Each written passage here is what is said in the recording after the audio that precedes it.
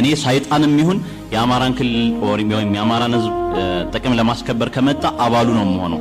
ጣራው በተቀደደ ሆስፒታል ነው የምንታከመው፣ በዳስ ትምህርት ቤት ነው የምንማረው፣ መሰረተ ልማት የለም። ይሄ ሁሉ ግን ከመኖር አይበልጥም። መጀመሪያ መኖር አለብን። ስለዚህ መኖራችንን እባካችሁ አስረግጡልን። ባለቤቱን ካልናቁ አጥሩን አይነቀንቁም ይላል የኛ ማህበረሰብና ተንቀን ስለሆነ በጣም ይቅርታና ምናጨበጭብበት ጊዜ ላይ ያለን አይመስለኝም።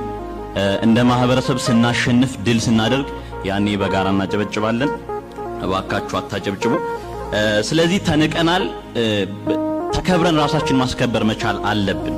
የኛ መሰባሰብ ትርጉሙ ምንድነው? እዚህ ጋር ቀደም ዶክተር አምባቸው አንዳንድ በፖለቲካ ፓርቲ መልክም በሌላ የሚደራጁ አካላት ፈተና እየሆኑብን ነው ብለዋልና ፈተና የሚሆኑብን የነሱን ዓላማ ካለመረዳት ካልሆነ በቀር የጋራ አማራዊ ዓላማ ይዘን ከተነሳን ማንኛውም ሰው ኑሮውን ለማሸነፍ ሳይሆን ለማህበረሰቡ ሁለንተናዊ ለውጥ ነው እየሰራ ያለውና ብንረዳቸው ከማንም ጋር ብንሰራ ለውጥ ምናምን ሲባል ነበር።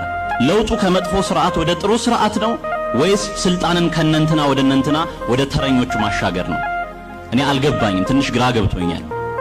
የኔን ቁስል የማያክም የኔን ማህበረሰብ ችግር የማይፈታ ለውጥ ከሆነ ያለው ጣላቀው እኛና ሌሎች እንዴት ነው እየኖርን ያለነው? ኢትዮጵያ ውስጥ ስለ ኢትዮጵያ ተጨነቅን፣ በጣም አዘንን። ስለ ኢትዮጵያ ደማችንን ሰጠን። ምላሹ ምን ሆነ?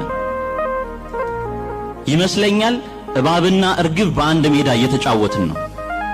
ስለዚህ ወይኛ እባብ እንሁን ወይ እነሱ እርግብ ይሁኑ። እንደዛ ካልሆነ በተናጥል ምን ሞትበት ነገር አይኖርም። በመጨረሻም እኛ ካልሆንን መቼ ዛሬ እኛ ካልሆንን ማን ዛሬ ካልሆነ መቼ ማንስ ይመጣልናል? ይህን ችግር ለመፍታት ከማርስ ምን ጠብቀው ሰው የለንም። እንደጋግፍ፣ እንዋደድ፣ አንድ እንሁን። ሌላው የግል ጥቅማችን ወደ ጎን እንተው። በጣም አመሰግናለሁ።